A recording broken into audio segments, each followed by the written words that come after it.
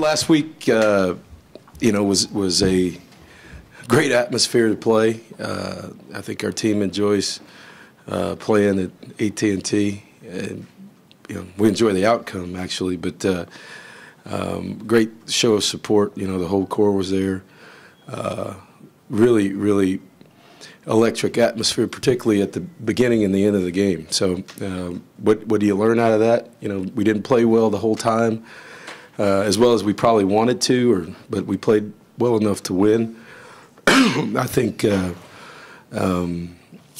been a lot said about the young players on this team getting a lot of accolades, but we wouldn't have won that game without our older players playing the way they did. DeShazer Everett with 16 or 17 tackles and playing special teams.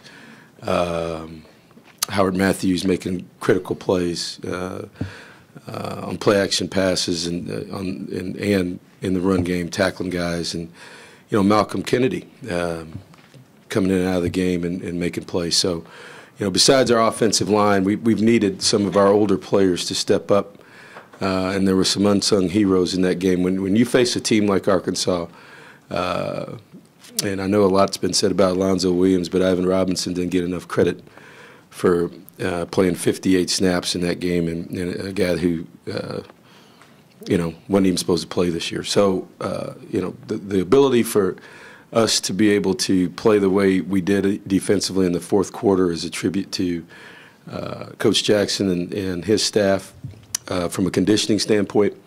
But also, I think the ability for us now to rotate some guys in there. I think you saw the rotation at DN of Miles and Julian Obioha, who made a critical play at the end of the game, and Deshaun Hall, Quaylen Cunningham, and then Jay Arnold and a bunch of other guys inside. And you can't take away the ability for those guys to play 10, 15, 20 snaps a game and keep those frontline guys oiled up and ready to go. And because of that, I think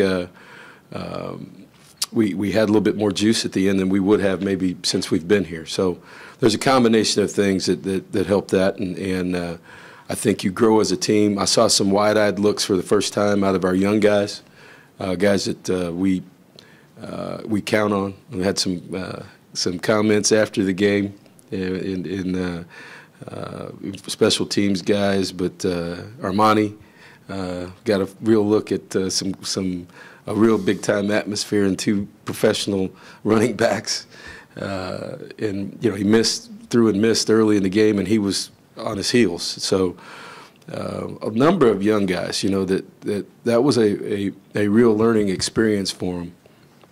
And I think it had to do with I'm not sure what it had to do with, but I'm glad we got through it. I'm glad we won.